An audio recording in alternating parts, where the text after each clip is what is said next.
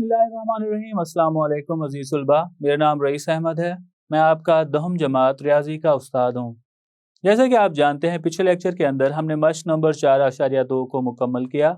आइए आज के लेक्चर में हम जुज़वी तहलील करने का तीसरा तरीक़ाकार पढ़ते हैं, जिसके अंदर डी ऑफ एक्स एक दो दर्जी गैर मुकर्रर और गैर तहलील जुज़वी ज़रबी पर मुश्तमिल होगा। तो आइए बढ़ते हैं हम वाइट बोर्ड की जानिब। आज हमने पढ़ना है कसर को तहलील करना जब डी ऑफ एक्स गैर मुकर्रर, मतलब ये दो दफ़ा कोई भी रकम हो वो ना आए, नाकाबिल तहलील जुज़वी ज़रबी पर मुश्तमिल होना। इसमें मतलब हमारे पास जो डी ऑफ एक्स के अंदर रकम दी गई होगी एक यकदर्जी होगी, और एक हमारे पास जो कसीर रकमी होगी वो दो दर्जी होगी, और दो दर्जी जो कसीर रकमी होगी वो नाकाबिल तहलील। इसका मतलब ये है कि उसकी तजज़ीह नहीं होती होगी। अगर हम उसकी तजज़ीह करने की कोशिश करेंगे तो वाज़ेह हो जाएगा कि उसकी तजज़ीह नहीं होती। और इस तरह की अगर कोई भी हमें जुज़्व ज़रबी मिल जाए, मिसाल के तौर पर अगर डी ऑफ एक्स में दो दर्जी जुज़्व ज़रबी ए एक्स की दो जमा बी एक्स जमा सी, जबकि ए सिफर के बराबर ना हो, मौजूद हो, तो जुज़वी कसर अगर नीचे दो दर्जी हमारे पास कसीर रकमी है तो इसके ऊपर जो हम इस्तेमाल करेंगे वो यक दर्जी कसीर रकमी होगी, और उसके अंदर मुस्तकिल मिकदारें हम हमेशा बड़ा ए और बड़ा बी लिखेंगे तर्ज की होगी, जबकि ए और बी मुस्तकिल मिकदारें हैं जो कि मालूम करना होती हैं। तो यहाँ पे हमें इस चीज़ का ध्यान रखना होगा, अगर हमारे पास कोई कसीर रकमी ए एक्स जमा बी मतलब यकदर्जी है, उसकी जुज़वी तहलील करेंगे तो हम उसके ऊपर मुस्तकिल मिकदार ए इस्तेमाल करेंगे। उसके बाद अगर हमारे पास कोई कसीर रकमी इस तरह की होती है जो कि दो दर्जी ए एक्स की दो जमा बी एक्स जमा सी, तो इससे कम दर्जा वाली कसीर रकमी क्योंकि यकदर्जी है तो इसके ऊपर हम यकदर्जी जो कसीर रकमी है वो लिखेंगे, जो कि इस तरह की होगी ए एक्स जमा बी की तरह की। और ये हम तब करेंगे जब नीचे वाली कसीर रकमी जो कि दो दर्जी कसीर रकमी है उसकी जुज़वी तहलील नहीं हो रही होगी, मतलब जब ए एक्स की दो जमा बी एक्स जमा सी या दो दर्जी कसीर रकमी उसकी तजज़ीह ना हो रही हो या वो नाकाबिले तहवील हो। आइए अब हम इससे मुतालिक एक मिसाल देखते हैं। मिसाल इससे मुतालिक है, सवाल हमें दिया गया है 11x जमा 3 बटा x नफ़ी 3 ज़रब x की 2 जमा 9 को जुज़वी कसरों में तहलील करें। तो आइए सबसे पहले हम सवाल लिखते हैं। सवाल है 11x जमा 3 बटा x नफ़ी 3 ज़रब x की 2 जमा 9। जब हमने इसकी जुज़वी तहलील करनी है, जुज़वी कसरों में तहलील करने के लिए हम यहाँ पे ये देखते हैं, ये जो हमें नातिक कसर दी गई है ये किस तरह की है। अगर हम शुमार कुनिंदा में देखें, शुमार कुनिंदा में x का दर्जा 1 है। मखरज के अंदर देखें तो दो रकमें आपस में ज़रब हो रही हैं, पहली यक दर्जी कसीर रकमी है, दूसरी दो दर्जी कसीर रकमी। तो इन दोनों का अगर हम दर्जा देखें तो दोनों का दर्जा 3 आ रहा है। ऊपर दर्जा 1 नीचे दर्जा 3 है, तो ये वाजिब कसर हुई, और वाजिब कसर को हम जुज़वी कसरों में तहलील कर सकते हैं। सबसे पहले अगर हम कसीर रकमी देखें जो कि यहाँ पे आ रही है x नफ़ी 3, x नफ़ी 3 क्योंकि एक यकदर्जी है, और यकदर्जी अगर हमारे पास कोई भी कसीर रकमी हो उसको जुज़वी तहलील अगर हम उसकी जुज़वी तहलील करेंगे तो हम किस तरह से करेंगे, ऊपर मुस्तकिल मिकदार लिखेंगे और नीचे वो यकदर्जी कसीर रकमी होगी, उसके बाद जमा अलामत। x की 2 जमा 9 एक दो दर्जी कसीर रकमी है और इसकी क्योंकि तजज़ीह नहीं हो रही वाज़े तौर पर, तो हम क्या करेंगे, इसकी जुज़वी तहलील करने के लिए हम ऊपर यकदर्जी कसीर रकमी लिखते हैं क्योंकि ए हमने पहले से लिख लिया है। अब हम यहाँ पे मुस्तकिल मिकदार b इस्तेमाल करेंगे, तो हम यहाँ पे लिखेंगे bx जमा सी बटा x की 2 जमा 9 के बराबर। नाम हम इसे देते हैं मसावात 1 का। आइए अब हम इसे सादा मसावात की शक्ल में लाने के लिए हम जुज़ाफ़े कल जो कि x नफ़ी 3 ज़रब x की 2 जमा 9 है, इसको मसावात 1 से ज़रब करते हैं, या हम यहाँ पे ये लिखते हैं तरफ़ैन को ज़ुज़ाफ़े अकल x नफ़ी 3 ज़रब x की 2 जमा 9 से ज़रब करने से, तरफ़ैन को x नफ़ी 3 ज़रब x की 2 जमा 9 से ज़रब करने से, तो हम यहाँ पे क्या करते हैं, इसको ज़रब करते हैं। हम यहाँ पे लिखेंगे x नफ़ी 3 ज़रब x की 2 जमा 9 ज़रब 11x जमा 3 बटा x नफ़ी 3 ज़रब x की 2 जमा 9, और ये बराबर है x नफ़ी 3 ज़रब x की 2 जमा 9, और इसको हम ज़रब करते हैं a बटा x नफ़ी 3 के साथ। उसके बाद जमा अलामत x नफ़ी 3 ज़रब x की 2 जमा 9, और ये ज़रब करेंगे हम यहाँ पे लिखेंगे bx जमा c बटा x की 2 जमा 9। वादे तौर पर हम क्या करते हैं, वो रकमें जो ऊपर और नीचे एक जैसी आ रही हैं वो हम काटते हैं। x नफ़ी 3 से हम काटेंगे, x की 2 जमा 9 x की 2 जमा 9 के साथ कट जाएगा। उसके बाद x नफ़ी 3 के साथ x की 2 जमा 9 x की 2 जमा 9 के साथ कट जाएगा। बाकी रकमें आइए हम लिखते हैं। तो हम यहाँ पे लिखेंगे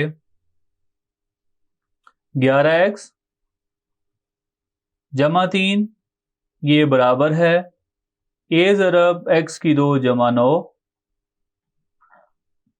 फिर जमा अलामत bx जमा c, क्योंकि आगे दो रकमें इससे ज़रब हो रही हैं तो इसे भी हम ब्रैकेट के अंदर लिख लेते हैं।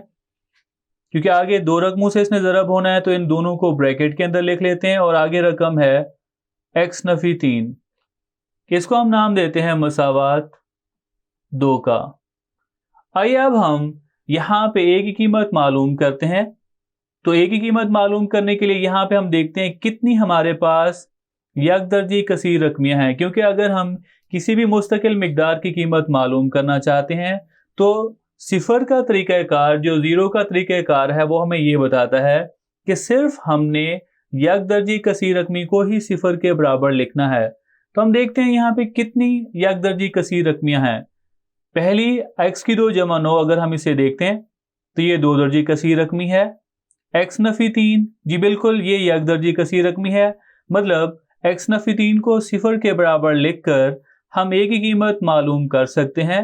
बाकी b और c की कीमत मालूम करने के लिए मसावात 2 को हम हल करेंगे। तो हम यहाँ पे लिखते हैं x नफ़ी 3 बराबर है सिफर, या x बराबर है 3 मसावात 2 में दर्ज करने से। मसावात 2 में x नफ़ी 3 बराबर है सिफर या x बराबर है 3 दर्ज करने से, तो हम यहाँ पे लिख सकते हैं 11 x की कीमत 3 के बराबर जमा 3, और ये बराबर है a ज़रब x की कीमत 3 के बराबर है, इसका मुरब्बा होगा जमा 9, और जमा b ज़रब x की कीमत 3 के बराबर जमा c, और ये हमने सिफर के बराबर लिखा तो यहाँ पे सिफर आ जाएगा। 11 को 3 से ज़रब करें तो जवाब 33 के बराबर होगा जमा 3, और ये बराबर होगा a ज़रब 3 का मुरब्बा 9 के बराबर जमा 9, जमा 3 को b से ज़रब करें तो जवाब होगा 3b जमा c ज़रब सिफर।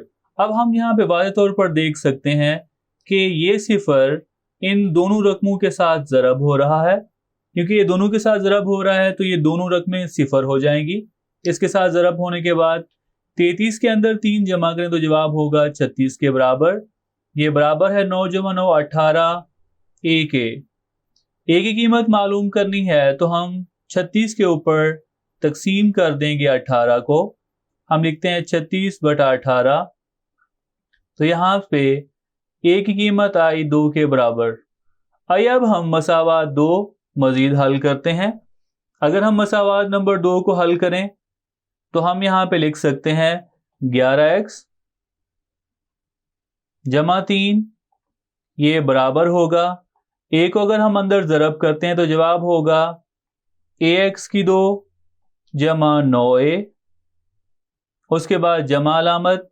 अब हमने क्या करना है, bx को ज़रब करना है x के साथ, फिर bx को ज़रब करना है नफ़ी 3 के साथ, और c को ज़रब करेंगे x के साथ और c को ज़रब करेंगे नफ़ी 3 के साथ।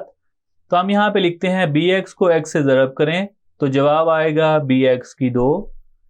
उसके बाद bx को नफ़ी 3 से ज़रब करें तो जवाब आएगा नफ़ी 3 b और x के।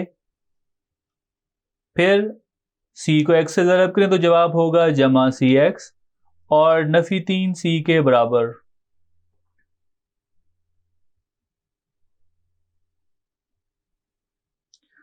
मजीद हम इसे लिख सकते हैं 11x जमा 3 ये बराबर होगा। अब हम एक जैसी रकमों को इकट्ठा कर देते हैं तो हम यहाँ पे लिख सकते हैं ax की 2 जमा bx की 2, उसके बाद नफ़ी 3 bx जमा cx और जमा 9a नफ़ी 3 c।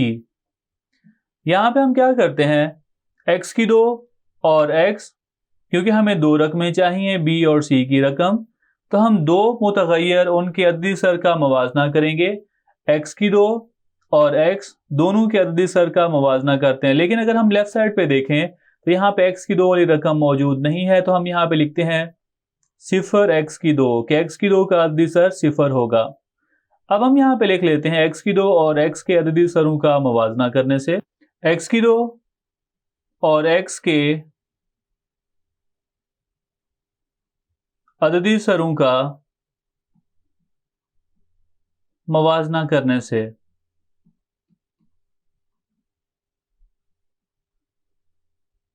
अगर हम इसका मवाजना करें तो वाज़े तौर पर देखा जा सकता है x की 2 का अददी सर 0 है, यहाँ पे x की 2 का अददी सर 1 a है और x की 2 का दूसरा अददी सर b आ रहा है। तो हम यहाँ पे लिख सकते हैं x की 2, इसका अददी सर लेफ्ट साइड पे 0 है, ये बराबर होगा a जमा b के।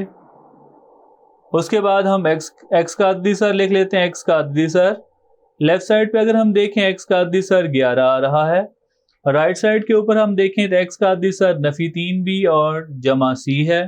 तो हम यहाँ पे लिखते हैं 11 ये बराबर होगा नफ़ी 3 b जमा c के।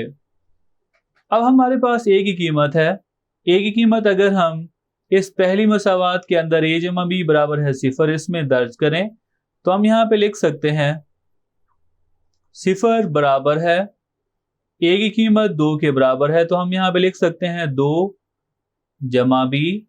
तो यहाँ से b की कीमत आएगी नफ़ी 2 के बराबर।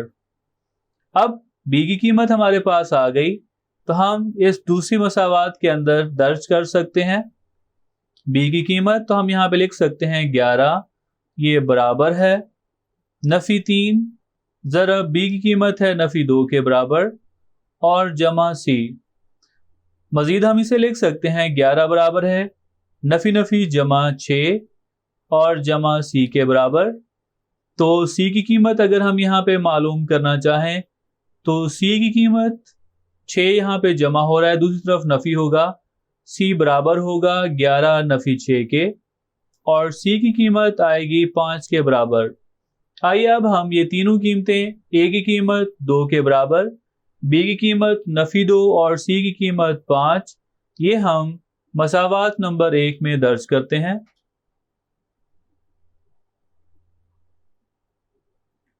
मसावात 1 में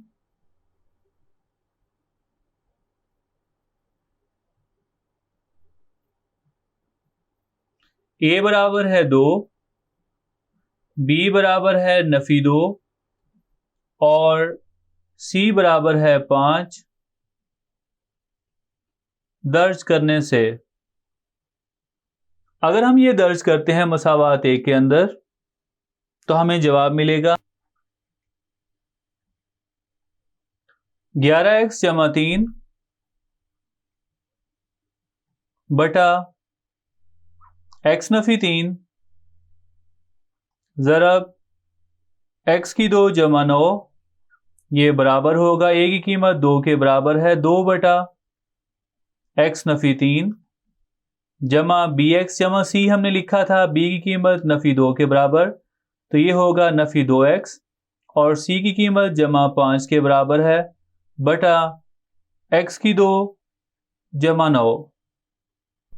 तो ये है इस सवाल का जवाब कि 11x जमा 3 बटा x नफ़ी 3 ज़रब x की 2 जमा 9, इसके जो अज्जाए ज़रबी है, पहला इसका अज्जाए ज़रबी बना है 2 बटा x नफ़ी 3 और दूसरा जुज़्वे ज़रबी इसका बना है नफ़ी 2 x जमा 5 बटा x की 2 जमा 9।